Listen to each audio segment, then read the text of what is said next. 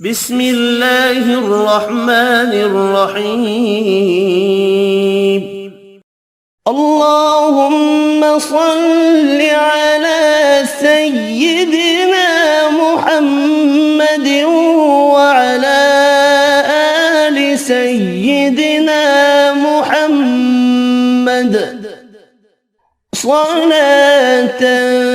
تنجينا بها من جميع الأهوال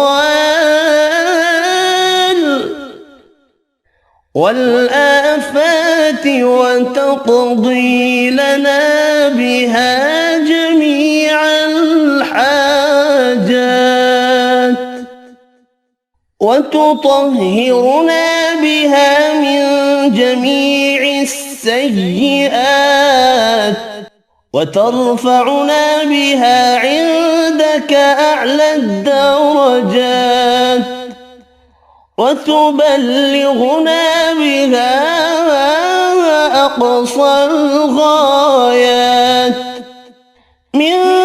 جميع الخيرات في الحياة وبعد الممات، إنك مجيب الدعوات ورافع الدرجات ويا قاضي الحاجات ويا كافي المهمات ويا دافع البليات ويا حل المشكلات،